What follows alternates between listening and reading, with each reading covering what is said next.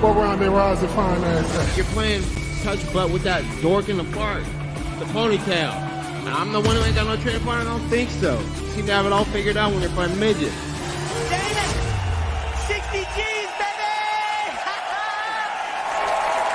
Our live prediction show begins right now. What's happening, people, and welcome back to the Fight Week show. As you can see, Ola is in hiding. Will is in hiding. Both of them are doing absolutely terrible with their picks and with their results so far. Me and Jordan are sitting here cushy. So we're just going to run the show on our own. As George said before we came on, a hostile takeover. That's what's going down. That's what's happening. But we should also be joined by Terence Balelo. I'm just waiting on him jumping into it. But we've got UFC Vegas 88 ahead of us this weekend. It's not going to be as good as UFC 299 was last weekend. That's for definite. But let's get stuck into the picks anyway. 1 second, George, whilst I just pull up these slides, mate, and then we can start getting into it and have a little talk. Yep. I think, a bit of a fucking weird week for the show here, guys. Everybody's dropped out and just left us two. Fortunately, we're the two at the top of the leaderboard, so no one else's picks are really going to do you any good. Cage Warriors is live right now and tomorrow night, so plenty of MMA action to keep everybody going. How's everybody getting on tonight?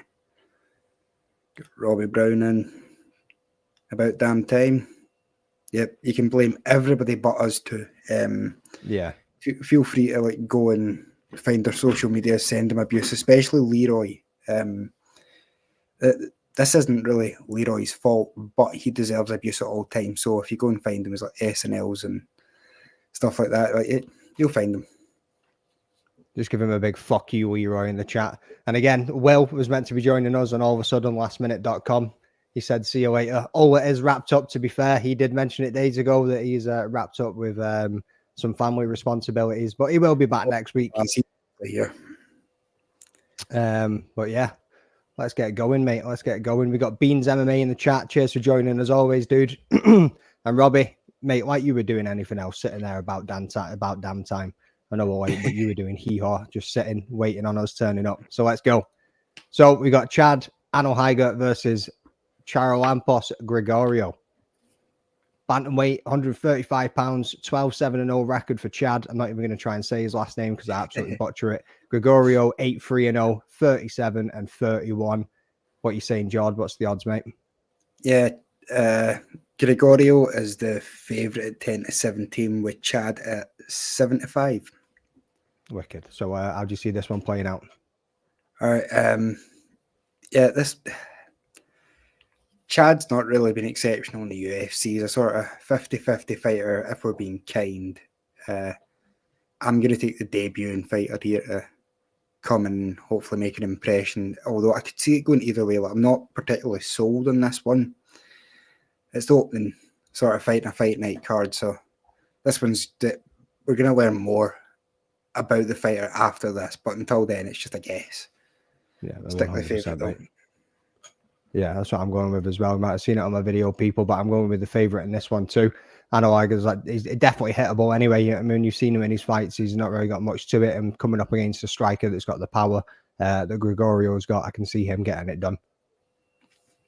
And 37, you know what I mean? Doesn't really bow too well when you're coming up against somebody with that kind of power. That's the thing. Like when it's in the higher weight classes like heavyweight and light heavyweight, you can overlook age a bit because power is the last thing to go.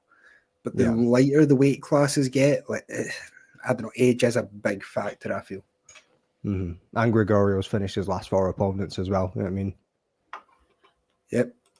Robbie's washing his dishes. Washing the dishes. At 9:15 on a Friday. Mate, this guy eats his dinner at 8, half 8. I swear to God, he's like the random time guy on the planet. Speaking of which, right. Yeah, that's it. Let's get into the next one. So, look at this. Skip that one over. Open this one up. We've got Thiago Moises versus Mitch Ramirez in the lightweight bout. We've got we've got Thiago Moises coming in at 17-7-0. We have Mitch Ramirez 8-1-0, 28-31. What are you saying, George? What's the odds? Yeah, Moises heavy favourite here at 1-4 with Mitch Ramirez at 3-1. Wicked, mate. So how we got You this start one this going? time? I think my notes are kind of all over the place. So give me a second. From what I've looked at over the time, I couldn't really remember most of his fights, but I went back and had a look. Like Moises doesn't seem super impressive. You know what I mean? Like his game plan seems to always just take submission threat, but that's probably about it. From a striking standpoint, I don't think he's really got much going. Ramirez on the other hand, you know what I mean? He likes to put it onto people straight away. Like he just gets in there and gets stuck into it. So I think my pick this week is going to be going on to Ramirez to get this one done. What are you saying? Hard to disagree. I think Ramirez he's got that one punch knockout power that you look for in a debuting fighter. But Moises has done a good job at only losing to the very best guys, like sort of Joel Alvarez and Islam Makhachev. And yeah, I think he's got enough about him to sort of take this one. So I'm sticking with the favourite for the second time in a row. We'll be having a fucking field day right now. I bet we'll be sitting there taking notes going, I need to get my picks in before 10 o'clock. So let's see what these two man pick, and then I'm going to send mine to Leroy real quick. That's Leroy, what's happened here. That's Those exactly what's going extra on. study time. Yeah, I mean, the two of them are well behind in the points, so they're going, do you know what? Let's sit this one out. Let's watch what these two boys pick. We'll quickly write them down, and then we'll fucking send it into the show. Mate. Will was full of it last week as well. But how great he was and how he was gonna be catching you in no time, and now look at him. I know. Still, it's cold. It's only up here at the top, but that's where I'm going to stay, and I'm going to bask in it for a little while. So next up, after that one, we have Corey McKenna making a return versus Jacqueline Amarim. We have Corey McKenna 8-2-0, Amarim at 7-1-0, 24-28. What are you saying to the odds, Jod? Yep. Corey McKenna favourite here at 5-8, still with Amarim at 13-10. Wicked, mate. So there hasn't really been much change in these odds this week from when I looked at them at the start of the week towards the end. There's been slight differences, but nothing too much. You know what I mean? So who are you going with this one? What's your thoughts? Yeah, this is going to be my first underdog of the week. Just purely in the fact I don't think Amarim's particularly good, but the same can be said for McKenna. So it's sort of, on cards like these, a lot of them are actually quite close fights on paper. So you have to pick your spots carefully. And I think this is one of the closer fights in the card that an underdog. Not that I think she's definitely going to win, but she's got probably one of the better chances for her price. I think McKenna's looked a bit unsteady at times. When she's looked good, she's looked like a prospect, but then at times she's also looked a bit unsteady in herself. So I think I'm going to go with Amarim here, maybe to get the split decision. Fair, man. And obviously she's coming back after COVID and having some issues with cardio and breath work and all the rest of it, so it's understandable to go that way. How's she going to look when she... I mean, I think both of them... Well, no, when was it Amarim was last out? Not too long ago, was she? Or have they both been out for a little while? I feel it's just McKenna was out since 2022, wasn't she? Yeah. Late, well, sort of mid 2023, Amarim's been out from and McKenna has been out since 2022, December. No, okay. I'm going the opposite on this one, mate. I'm going to go McKenna, obviously coming back, and there is those concerns. But from going back, looking at tape, and obviously considering how they're both going, I think Amarim is poor in the guard. Like, don't get me wrong, if she's got somebody's back or if she's got the top control herself, she can do quite well. Her striking isn't fantastic. She's not really got the power to put anybody out of there. Even when she was in top guard and she got the finish in her last fight, when she was doing the ground and pound, it just... There was nothing to it. It was just pitter-patter punches. It was just the volume that ended up winning the fight, I think, rather than the actual damage she was doing with them. And then when you look at McKenna, obviously Brazilian Jiu-Jitsu and grappling is pretty good for her too. She's got a few submissions under her belt. And I think if she managed to get Amarim into the guard, and I think if she's in the top guard as well and holds her there, I think she's just going to put it onto her. Her striking's a little bit better. She's got the advantage in the striking. And I think she's probably got that little bit more of a power advantage as well. So I'm just going to go with McKenna on that one to get it done. It's fair. On to the next. What we got? So we got Josh Coolabau versus Danny Silva. Josh Coolabau coming in 11-2-1. Danny Silva at 8-1-0. 29 years of age for Coolabau and 27 for Danny Silva. What are you saying about the odds? Yeah, Killabau's still favourite here at 4-7 with Danny Silva still at 6-4. Wicked, mate. So where are you going?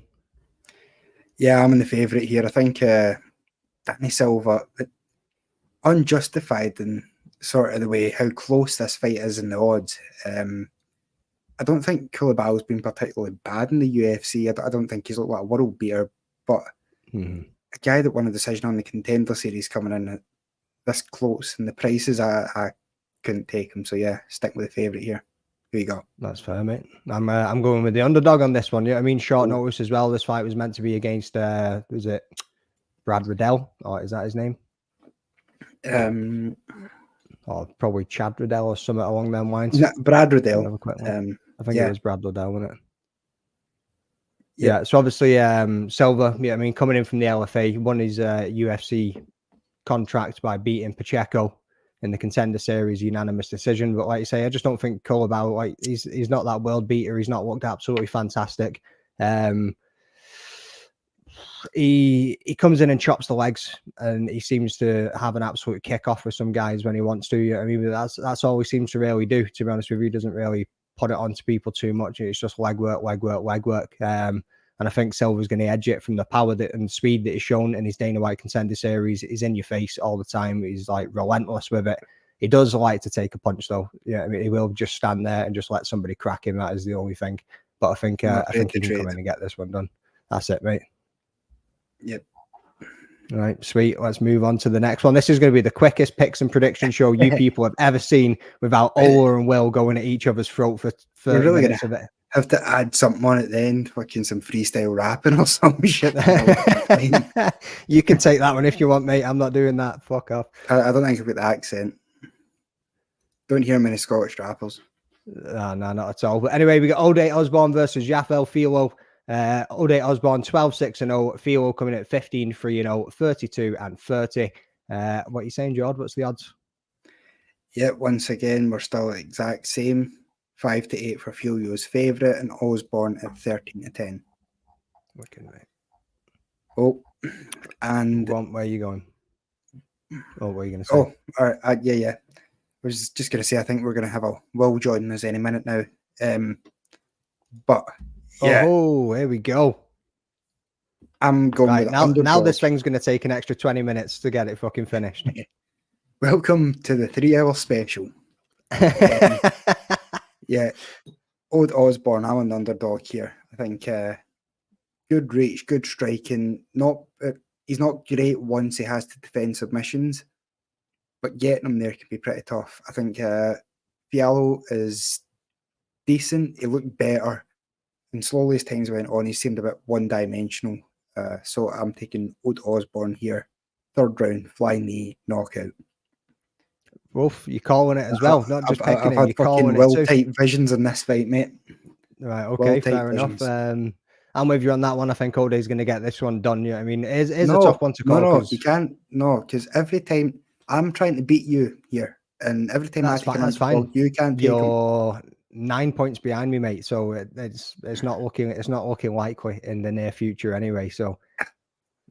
I mean, I'd bring Will in, but I don't know what's going on with Will. He's still sitting there with a dark screen, so I don't know if he's just hiding in the shadows and if he wants to be added, or if he's got some fucking issues going on. But let's bring him in. What are you saying? What's going on with his Batman? I'm driving from Peterborough, innit? All right, sound mate. I didn't have a Scooby Doo. What was going on there? Nah, I'm driving. I'm trying to get the car lights on, but obviously you can't put it on. It's a bit sketchy there, mate. Right, we're on O'Day Osborne and Jafel Filo. Who you going? Filo. Yeah. Can Filo's hear the favorite, right? Filo's the mate. favorite, right? Yeah, he's the favorite. This is weird. This is like those old fucking talk sport. Like, do you remember the phone-ins where like some guy would phone up and give his opinion on football? Mate, you see the lights on the roof of his car. Honestly, it just makes me feel like I'm looking at. I got my daughter here as well. What's happening? Yo, right. So we better keep it clean. No swearing now. That's it. We're sound. Nah, you can't swear. She's all right. She just came from the football pitch. She's all right with swearing. Yeah, that's very nice. Yeah. So go on, mate. Who you got? He's got Filio. Video. Theo, can you hear him? Because I can't hear him at Yeah, I all. can hear mate. him. That sound- If you as long can't as- hear as me, long as if you one can't of us hear can me, hear him, I suppose. if you can't hear me, as But soon yeah, as I get back home. to what I was saying as well. Yeah, I've got OD in this one. I think Theo, when he gets cracked, he seems to just hit the deck and just doesn't want any of it. Like you said, he's quite one-dimensional and he just tries to go for the one way and make it down on the floor, and that's all he wants to see. So yeah, let's move on to the next one. That one's pretty straight up, forward, and easy. Can I say something? If you can't We've hear got me, Josiane Nunes versus Chelsea Chandler. Oh. Nunes coming in Did you hear me? 10-1. Oh, I can Chandler, hear you. Wait, McDane, 5-2. stop. I was gonna say, I can't hear you, mate. It's pretty rough. I don't. if you I don't know can't hear what's me, going let me on go with up. that. I Let me can't go hear up. I'll come back in. I'll come back in All again. right, Let me no go up. worries. I'll come back in again. All right. You just sound muffled to me, mate. Oh, he's bouncing out. He's going to come back. I think you're Right, the only one sounds- that can't hear him. You're listening to some fucking HD audio. Maybe wave or maybe the chat could hear him. I don't know, mate. I'm not going to Scooby-Doo. Anyway, we've had a few people jumping in now. So we've got Naz saying breaking the law. Shots fired from Leroy. George D's asking, is OD is from the UK? I don't think he is he? No, Jamaica. Yeah, that's what I was like. Yeah. Oh, there you go. Naz underneath. OD is Jamaican, but I knew he was Jamaican, but I didn't know if he would be fighting out of the UK. Maybe he trained over here or something. But there we go. Jamaican man. Call me Mike Bisping. I'm just going to start doing accents now. Get us cancelled. George, you can hear him. His audio's decent for someone driving. I really just couldn't hear that man at all. He sounded muffled as anything. Could hear, even Robbie could hear him loud and clear. It seems like I was the only one that couldn't hear well there at all. So, oh well, mate. We'll see what happens when he gets back in. Blame McDane. Yeah, sweet. Blame me. I'll take that. Right, so let's get stuck into this one anyway, mate, before we keep rambling on. This isn't the Rambling Dad podcast. We're on the Fight Week show, so one of us needs to shut up, and it's probably me, to be honest with you. I feel like if I stay silent for long enough, you'll go insane. Probably. But still, right, so Nunes currently on a fucking 9-fight winning streak. You know what I mean? 3 of them being in the UFC. You could go back through her record and Tapology, and some people might think that she's come up against a bit of a padded record before she got here. I think she's definitely got some power in her hands. She did struggle with the takedown defense against Pascal a little bit, though. You know what I mean? She has, like I said, got the multiple records multiple finishes on her records, but she couldn't finish a 40-year-old Fen, which was a bit interesting, even though she's got all of those finishes there. Most of them, I think, in the first round too. Chandler, we know she doesn't like being punched. Chandler gets hit. She turns around and tries to run out of the octagon. She from that Norma Dumont fight. But let's see how this one can go. I think it's Chandler needs to take it to the ground if she wants to get this one done. Nunes is quite a lot smaller, and she really needs to push the pace and get into her if she wants to get there and get into it as well. So I see this one being Nunes making it a dirty fight, getting in close, outstriking Chandler. Chandler could probably try and take her down, but I don't know how that's really going to play out for her. And as I say, when she gets cracked, she doesn't really like it. Yep, I think you're along the right lines there. Nunes, for me, it is the grappling that sort of worries me. Chandler being a bit bigger, I think she's going to be able to get it to the ground. If she gets hit in the face in the way there, we could have a problem. But yeah, I think Chelsea Chandler is going to be my third underdog in this one. Yeah, again, this is another one that is a 50-50 striker versus grappler matchup. So you're taking your chances in the coin flip here as to who gets to implement their game plan. Smart way to make an underdog pick, I reckon. Did Chandler miss weight? Sounds about right. Double check. Probably. I haven't seen it. I haven't seen any of the weigh-ins or anything, so never had a Scooby-Doo about that one. But trust Naz. I mean, all he does is sit at home and watch shit about MMA all day, every day. Did you miss weight by how much? 2 pounds, I think. Right, okay. Not good. So, yeah, that might play in a favour as well. I mean, what was that stat that was out a while ago saying people that miss weight ended up losing the fight, or, well, actually winning the fight, and the people that kept on with the fight lost it, even though, I mean, even Cameron Simon, he lost that one as well, didn't he, when his opponent missed weight? Rodriguez, was it, when he's actually fighting tonight? So next up, did we give the odds on that? I don't think we did. Yeah, sorry. Nunes 8-11 favourite, Chandler 11-10. So close fight type one. Yeah, it's rock and roll. So we got Mike Davis versus Natan Levy. Mike Davis coming in 10-2-0. Natan Levy 8-1-0, 31 years old and 32 years old.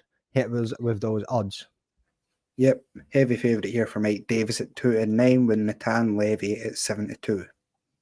Bang. How have you got it going? Yeah, I'm on the favourite here. I think Levy is athletic, but I don't know, it doesn't really seem to implement a game plan very well. Mike Davis has been in there with some really good fighters, and he's never scared to push the pace and sort of always bring the action. I think he could just overwhelm Levy here. So I think, yeah, stick with the favourite.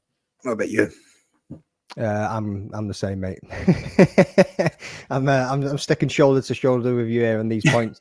I agree. Yeah, I mean, Levy's on a 2-fight win streak, but he hasn't had a fight since 2022 as well. He got a victory over Valdez, but it doesn't really speak volumes given that he's gone on to lose 3 fights after that. You know what I mean? He's down as a striker, but he's never finished anybody. All of it, he's gone the distance, I think, with every single one of them, except for me. He's got a few submissions scattered in there as well. I just don't think he's got the ability to beat Davis. Yeah, I mean, Davis has come up against some stronger guys with better striking and beat them. So I'm going with Davis on this one. I think he's going to be able to get it done pretty easily. Yep. George G, good odds, yeah. Solid odds, mate. Yeah, if you're going for Natan, I think, what are the odds on him getting a unanimous decision? Because if you're betting on him, it's not by knockout, is it? Yeah, not at all. Yeah, I want 2 for Levy to get the unanimous decision. So that means for what, £5 you get £32.50 back. Roughly. Not too bad. Right, next up, Gerald Meerschaert versus Brian Barberena. Meerschaert coming in 35-17-0. Barberena at 18-11-0, 36-34. Talk to us about the odds. Yeah, Meerschaert favourite here at 2-5 with Barberena at 2-1. I'd just like to throw it there before we crack on with this fight. Do you remember when we had a guy that done this kind of stuff? Odds and things like that. Yeah. Well, the guy around out here that would do things like that, he'd monitor chat. And what was that guy's name? I can't remember, mate. He was a bit of a dickhead, wasn't he? Australian guy, just like to drink all the time. Things with it. He had like that weird thing with the kangaroo that he. Anyway, yeah. Yeah, but let's not talk about that. Moving on. And moving on. So Gerald Meerschaert and Brian Barberena. So Meerschaert obviously been in the game for absolutely ever. You know what I mean? GM3. As I said in my show as well, should be a household name in MMA by now. And if somebody's coming in and doesn't know who GM3 is, then you need to look at yourself and say, do you really know about MMA? He's been in there against some of the biggest names of the division. You know what I mean? He's always been that middle of the pack kind of fighter, but he's also come out and surprised you from time to time as well. His most recent loss against Andrei Petroski didn't look terrible. You know what I mean? He had his moments in the fight, like, as he always bloody does. And if you actually went back and looked at the stats, he did have more strikes in that one as well. And before that, he obviously got KO'd by Joe Pyfer. Bam Bam. 3-fight losing streak at the moment, falling short against RDA, Gunnar Nelson and Muhammad Muradov. Again, not one that's always looked super special, kind of middle of the pack fighter. But he did have a last standing KO against Robbie Lawler, so he's got the power in there to be able to get it done against Meerschaert, because he's been KO'd, I think, 4 times in his career or something. So, yeah, I mean, the chin is always going to be suspect, especially at that age. With that many fights under his belt that he's had, it could potentially happen. But saying that, I'm still going to be taking GM3 to get the win. I think it's going to end up going 3 rounds, and I think GM's grappling is definitely what's probably going to get it done here. What are you saying? Yeah, this is quite a weird fight. Both guys look at about the end of their careers. Brian Barberena, I remember him coming in and sort of destroying the hype train of Sage Northcutt. Meerschaert for a few years now has been the guy that's had decent sort of wars and then has got thrown to sort of one of the young, hungry up-and-comers. I think the big difference in this fight is both guys are going to want to fight. Barberena definitely has better chance at the sort of knockout if they get into a brawl, but Meerschaert has got a decent reach advantage over him. So if he does use those straight punches, Barberena is the type of fighter to walk onto them and just sort of he's going to take a beating to try and get in range where he can start throwing dirty boxing hooks and uppercuts. So I'm not super confident on this one, but I'm going to be taking the favourite Meerschaert to sort of win purely on the fact that he's got more tools to make this his fight. If he uses jabs and straights, it's his all night.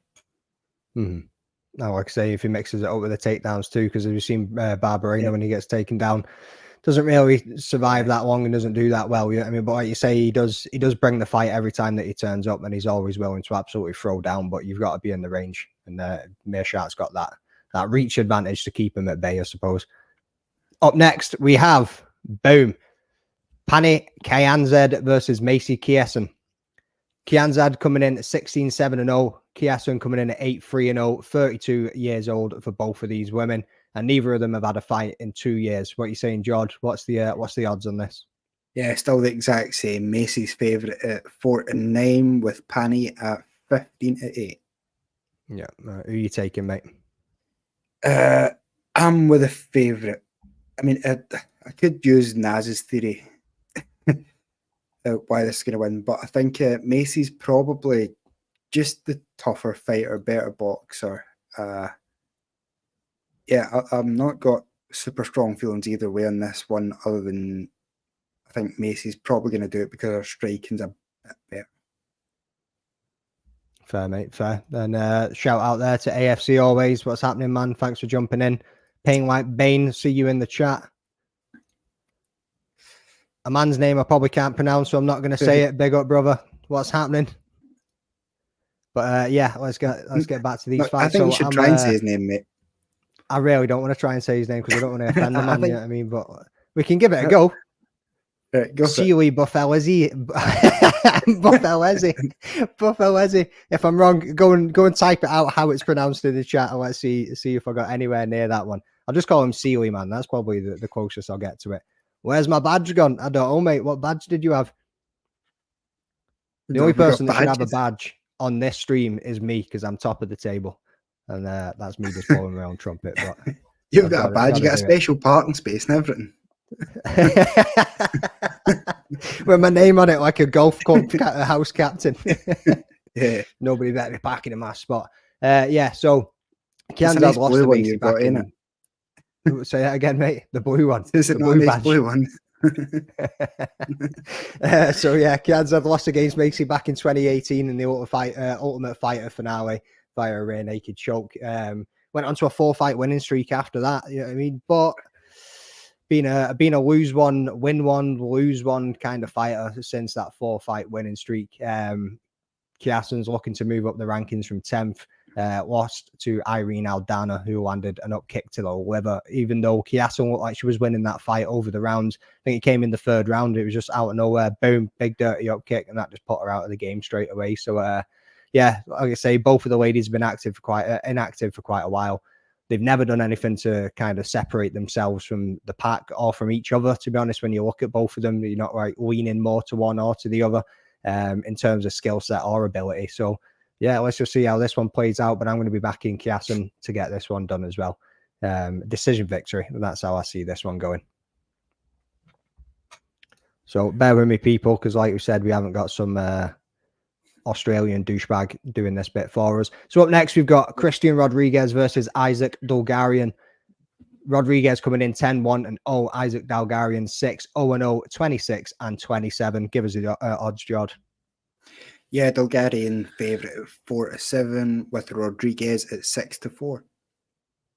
Nice, mate. So I am going to be going with Rodriguez on this one.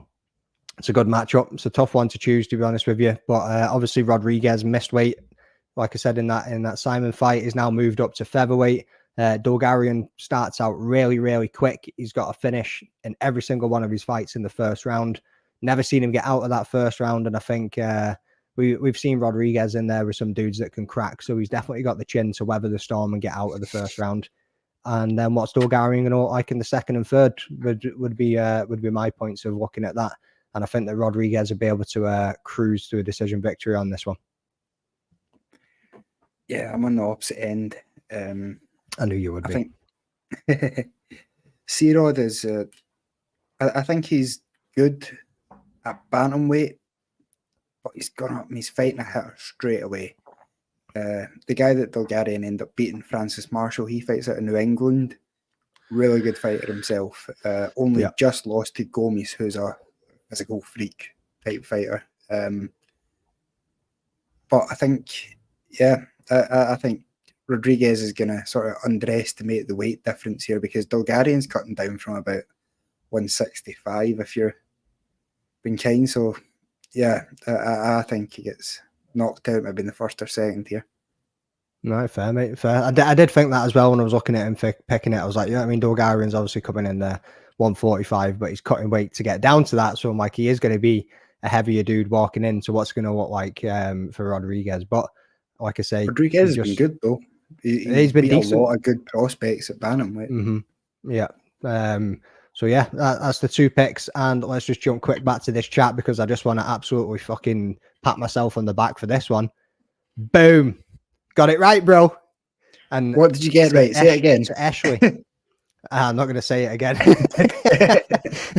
If I got it right one time, I'm sticking with that, and I'm not going anywhere else. So what you still saying? Have like a fucking Australian prick kicking around. He can make us a soundboard. That's what we need. Yeah, we could just hit some buttons on the side, and it'll just come out. Yeah. I'm going to need that one for this next fighter as well. To be honest with you, the badge after my name still got my wrench. But the badge is gone. I honestly don't know. Mate, I don't even have a badge or a wrench, and I've been doing the show for 2 fucking years. I've got a wrench. I don't know who gave me a wrench. Like, you don't want me fucking working on the tools, but somebody gave me a wrench. Does the wrench do anything? I honestly don't know, mate. It makes my name blue, and fuck knows what else I can do with it. I think I approve. When I was in the chat on the live stream, I approved some comments, and I think it's mainly like a mid-level moderator, level moderator pass that Leroy kind of likes to dish out because he's a lazy bastard and doesn't want to do any of the hard work anymore. That seems to be what it is. So spend too much time with those kangaroos, I'm telling you. Here we fucking go. So Kennedy and Zekuku fucking what the mate, fuck you want to have a go at that one? Say? Yeah, exactly. and Nzechuku. Nzechuku, is that how you say? I don't know, mate. Right, go on, and go on, you say it. Or just Kennedy. Kennedy and Nzechuku. Yeah, see, because you don't even want to step up to the plate and say it, you fucking I just douche. did. Ovens St. Preux is the man he's coming up against. We've got 12-4-0 for Kennedy and 26-17-0 for St. Preux, 31-40, mate. 40. What's going on with this, man? What are you saying? Yeah, heaviest favourite in the card here with Kennedy at 1-7 and Owen St. Preux at 5-1. Wicked, mate, wicked. So who are you picking? You know, I was tempted here for a slight second to go for the underdog. No, you weren't. I really was. St. Preux, like, he's had some knockouts against people who were over eager, like head kick knockouts, violent ones. And Kennedy can be like, accused of sort of not keeping his defence up at all times and sort of marauding forward a bit in Ngannou style. That being said, he's 40 and his chin's been cracked a wild amount of times. So you're going to have to stick with the favourite on this one. It's as much as it might be nice to pick Ovens in what's potentially his last fight. Yeah, I think he's probably going to get knocked out violently by Kennedy walking forward and flailing his arms side to side as he does. Yeah, and obviously St. Preux has got that Von Flue choke in his bag all the time, but Von Preux, we changed that. Say that again? We changed it to the Von Preux choke. The Von Preux, yeah, fair enough. Yeah. The Von Preux choke coming in, but I don't think it's going down to the ground. And even if it does, I can see Kennedy bringing it back to the feet. Yeah, I mean, but I don't think it's going to get there. So I'm the same, mate. I'm going with the favourite in this one. I'm backing Kennedy. I don't see him being a threat, like I say, in the grappling exchanges from St. Preux. Second round finish, even a first round finish could be possible in this one. 40 years old, and you'd think after this fight, maybe should be his last fight. Has he lost his last 3 fights or something? I'm not too 14 sure. Or something. I don't know. 14, yeah. I think in his last 4 fights, he's been finished in the first or second round of 3 of the 4. So that's he's only in his last 4. His only win has been a split decision win over Shogun. who's now retired. Yeah. So probably not worth considering, to be honest. Yeah, I think we both just gained a point on that one there anyway. So let's move on to the co-main event of the evening, Look at people. this. Let's get stuck into this one. Leroy doesn't say one word the whole time. All of a sudden, somebody's membership's expired, and that's him crawled at the woodworks trying to fucking re-sign him up to the program. We had a 40-minute monologue on the fucking problems of Leroy. And then he comes in with that. You're an absolute scumbag, Leroy. Just remember that, bro. Cheers. Yeah. Cheers for the slides, though, even though you did fuck one of them up amateur hour. Anyway, Brian Battle versus, is this Ange? Or I was like, see, when I was doing my recording for my own video, I was like, I've got so many bloopers and I've got an idea to do with the bloopers, like, but I was like, Ange. I was like, my auntie fucking Ange. What's fucking going on? Is it Ange loosa? Is that how you say it? Yeah, you want to have a go at this one? We'll go Ange Is it Ange loosa? Let's fucking stick with that one. Right. So 10-2-0 for Brian Battle, 10-3-0 for Loosa. 29 years old for both of these men. What are you saying, George? Yeah, 1-2 for Brian Battle, his favourite. Loosa at 17-10. Boom. So I'll take this one first for once. I think I've let you go first the last fucking few times. So I'm going to take Brian Battle in this one. Never been KO'd. Gabe Green tried to rock his fucking socks off and light him up. Brian really counters well. You know what I mean? So I think at 175, well, not 175. Sorry, that was me looking at my old American odds for that video. He's a decent guy to stick with. I think he's gonna keep out of the way. He's not really gonna get into it too much. But Loosa currently on a 2-fight winning streak. His most recent victory over Reese McKee, where he did look quite convincing to get it done. To be honest with you, I had Reese McKee winning that one. He lost his Dana White Contender Series to Jack Della Maddalena, who has obviously got on to big things. So it's not a massive thing to lose against him, but I'm still going to be backing Brian Battle because he's just been on a wicked tear of just finishing dudes recently. You know what I mean? And Loosa's mostly gone the distance since he joined the UFC. Yeah, I'm sort of along the same lines. I feel like Loosa is perhaps the better technical striker, and maybe even the better athlete. But Brian Battle, I don't know. When I first seen him sort of coming off the Ultimate Fighter into the UFC, I really wasn't expecting too much. His body kicks have sort of been like revelation. It's really hard. Yeah, he's someone that I look forward to watching fight now. So I'm thinking that he comes out and possibly finishes Loosa. I know it's not something that's common. But yeah, I think he might get the finish in this one. Brian Battle is someone to look out for in the division, I think. Oh yeah, 100%. And again, just back onto Loosa, he's a bit of a headhunter. Yeah, I mean, he's always looking for a significant strike. He's always trying to catch the dude with the heaviest punch that he could probably throw at them. Doesn't really mix it up too well when you go across his stats. He doesn't have many shots to the body. He doesn't have any shots to the legs, and he's just honestly just going for the head all the time. And I think that's just going to work in Brian Battle's favor in this one. So let's move on to the main event. I thought Will might have tried to jump back in here just before we get this one wrapped up. 38 minutes, that's all we've been running for. And I think 5 of them were me trying to hear Will. So let's get the slides up. Tuivasa versus marcin Tybura. Tuivasa is 15-6-0. Tybura at 24-8-0. 31 years old and 38 years old. What are you saying, George? What's the odds? Yeah, both dead even at 10-11 here. So no favourites, underdogs in this one. That's a bit shite, isn't it? I think when I've got my 3, I'm good. Yeah, I've got mine in there as well, but I'm pretty sure it was just shy. When I done my video the other day, I had Tuivasa was at -125, Tybura was at +100. You know what I mean? So they were almost even, and obviously that's been swayed a little bit over the last 2 days. Yeah, so where are you going? What's your thoughts? Who are you picking? I can see you taking Tybura in this one. I've got a feeling. So you were right initially. My first skim through, I looked at Tybura and thought, do you know what? Like, he's just in better form than Tuivasa. He's looked a bit more consistent. You know what you're going to get from him more of the time. But then you look what Tuivasa's actually lost to I know he's on a 3-fight losing streak. So he lost by submission to Volkov, which he's got no grappling game. Volkov's a big guy. Yeah. Sergey Pavlovich and Cyril Gane, who are two of the better strikers in the division.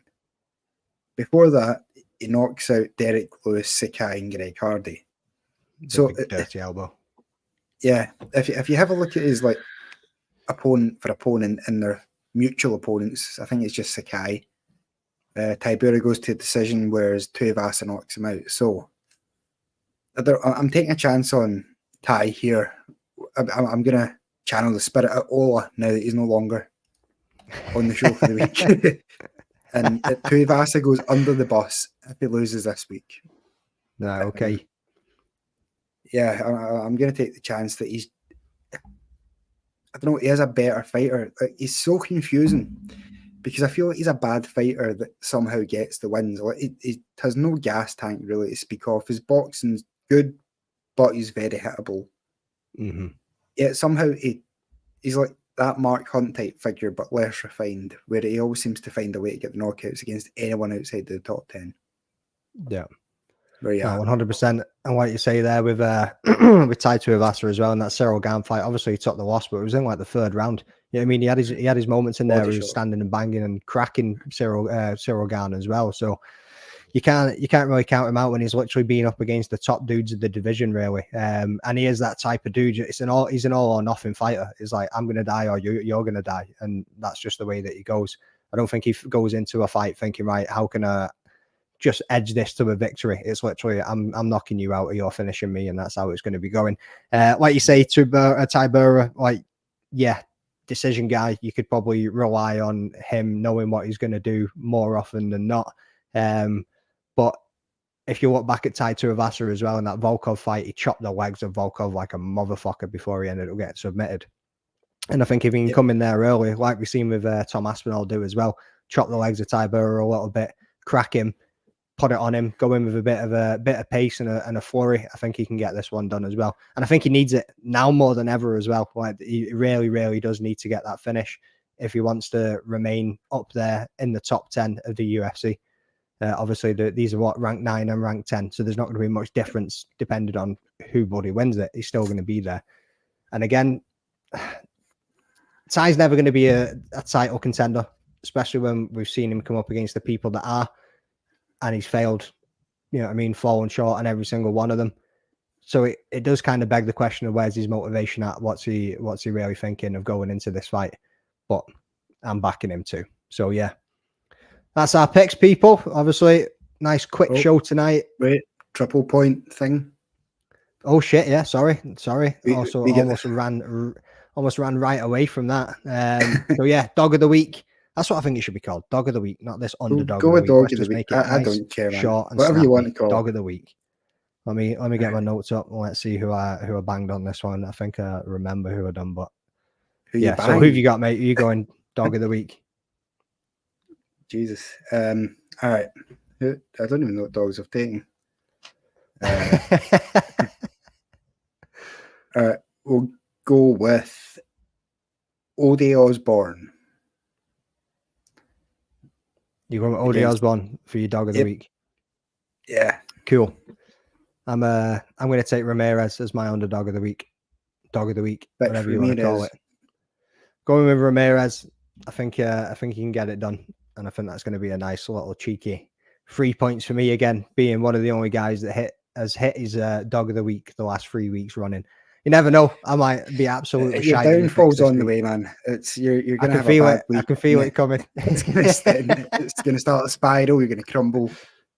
But everybody, be back here at midnight for Will's solo stream of his picks. Hope you all enjoyed the 7-minute appearance. Yeah. I think if Will turns up at midnight, then his picks are null and void. You know what I mean? They need to be in the next 8 minutes. Actually, should we just keep this going? We should just try and keep this going. Well, I suppose we should have tried to drag this out over the hour, so they couldn't be getting all of the picks down. I can drag it out. Give me a second here. I'll find out a story. All right. UFC 300's confirmed. All right. All the fights are there. What do you make of the card in comparison to UFC 299? I think people are sleeping on it, mate. I think people are really underplaying it. They're shitting on it because it was hyped up to be this big thing, but it's an absolute banger of a card. Any other time of the year, without 299 being before it, without people being made to wait for so long, anybody else would have been absolutely buzzing with it. And Yeah, obviously, you're going, aren't you? Yep. I mean, I think we're less than a month away now. I'm buzzing for it. Like, Cheryl was a bit disappointed because we'd had so many rumors about Connor, and then you had Dustin and even Nate coming back. Like, there were so many big names rumored about it that she was quite disappointed. But I was trying to explain it fight for fight. There's not many better cards that have ever been put together. Like, the opening fight is Cody Nolov versus Davison Figueiredo, which for the very first fight in the early prelims is insane. Yeah. I think the main event, a lot of people are disappointed in because Jamal Hill is just not a big name yet.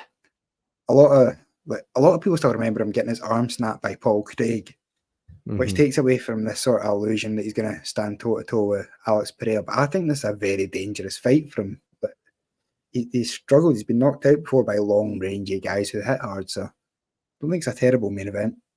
Yeah, 100%. Just to build on that as well, I think people are probably not really liking him too much, or maybe not considering him too much because of the shit that he was giving to Ariel Helwani, how he's been going about in his own podcast and things, and just how his general character's been, I suppose, of late. He's not been like the most fan favorite kind of guy to be looking at and backing, but like you're not wrong with that starter to the early prelims as well. You know what I mean? It's not just prelims, it's early prelims.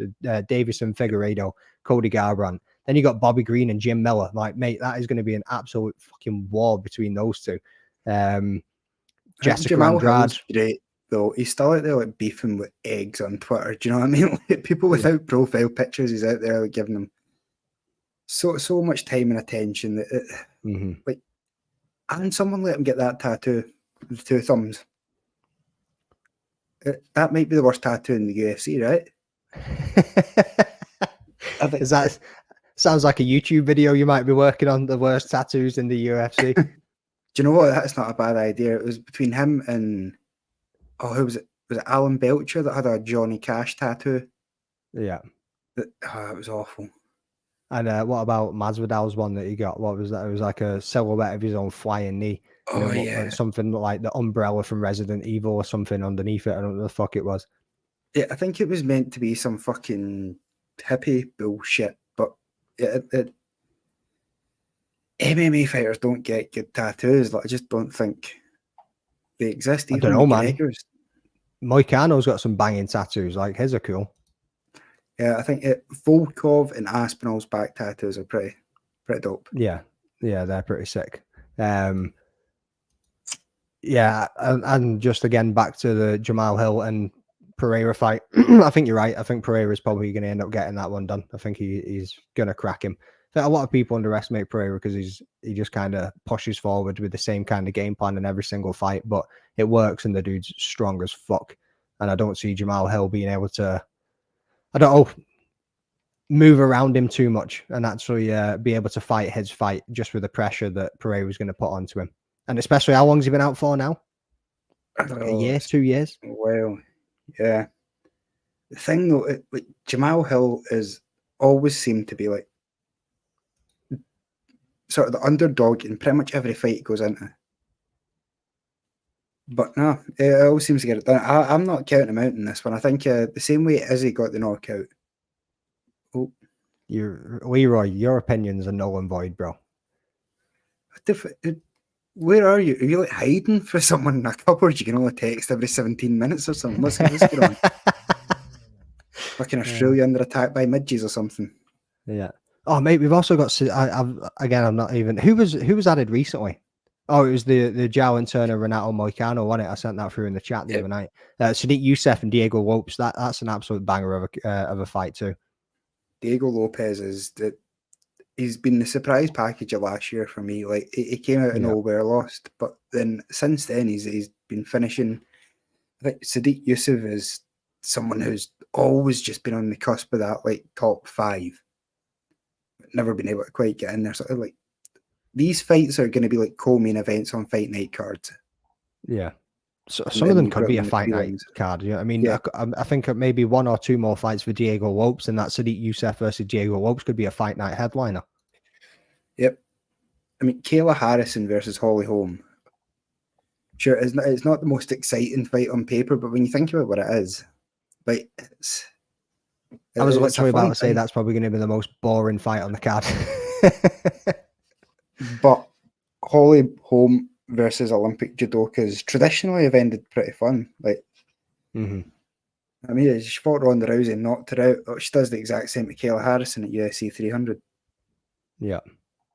I think I think the boys are want to get some things put together for UFC 300 in the lead up to it. So Right. Okay. hopefully we can get some special shows out. Like I wanted to do that one.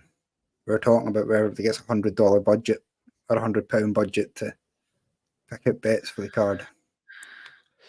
Because I mean, making picks and making bets are two different things. And I think as of your recent success, like you're £1 to fucking 436. You know, it could be interesting, man. Yeah. Especially with the stipulations of the show, obviously needing to take 3 underdogs, your parlay or whatever you hacker, whatever you want to call it on your phone, doesn't always translate to what we've talked about in here. And we're not always just doing full card picks on a bet. You know what I mean? I'll always chuck a full card bet on just for the chance, like that came in the other week. You know what I mean? But generally, if I'm looking at it, I'll try and go for doubles or triples, or I might even try and pick a round that somebody's going to get finished in. Or I think I got Sean O'Malley with a KO on Aljo in the second round. You know what I mean? I had that. I think I took away like just 35 quid, just something small. But you know what I mean? There's like you say, betting and picking is 2 completely different things. And I like you also need to. This is good for competitiveness, but I think a lot of people that end up watching the show are trying to make their betting picks. So maybe if after this show, like early on a Saturday morning, a pre-recorded thing was released to betting picks and stuff like that. Good work. as a group, little group betting picks. I like Leroy was saying, maybe something that we could do after it, where we just kind of have a little rundown of these. These would be the doubles or the triples or whatever that you'd be looking at putting on. That could also work too. Yep. Who else we got on there? Charles Oliveira versus Arman Tsarukyan. That is an absolute banger too. Yep. How do you see that one playing out? I mean, I'm not going to give away all my picks too early on because I was about to say, mate, you better get your picks in now, because are you going to try and join from Vegas live at a location? Might be difficult. I think I'm actually at PFL that night. I managed to get credentialed for in the Virgin Hotel. Right, PFL having a night of fights the night before. So I think I'm going along and do the press stuff over there.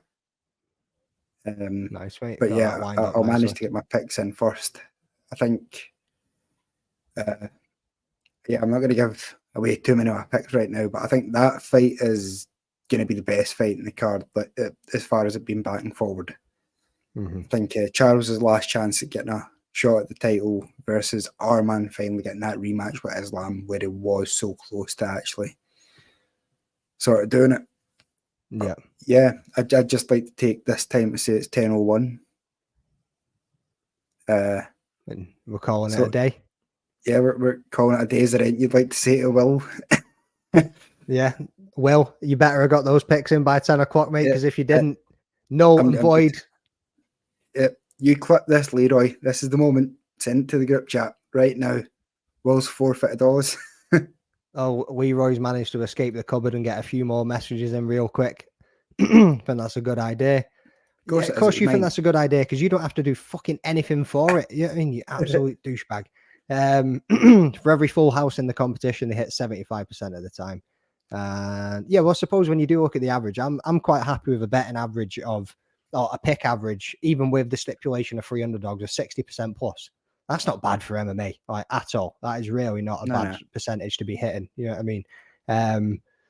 He's got Will's picks. Oh, fuck you. Delete them. Tell them internet issues. It never came through.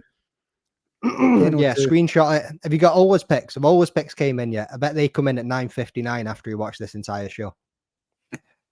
So, what we've all learned tonight, just if we're going to leave on this, is that me and Jordan got our picks in. Everyone else is banned this week. Their picks don't count because they don't care about you. Peace out. So yeah. Thank you very much, guys. Let's wrap this one up, and we'll get the nice little outro on the go. Cheers for joining in. Cheers for jumping in the chat. It's been an absolute pleasure. I hope you enjoyed 2 guys rather than 4 for once. You know what I mean? There was a lot less chaotic. It was a lot less back and forth for half an hour of bullshit. But yeah, that's the picks and predictions show. Don't forget to join Dust Up Shakedown on the Wednesday. Jod, I know you've been working on some stuff in the background, so maybe you've got some shit lined up coming soon. I am going to run my first watch along that I've ever done tomorrow night for this card.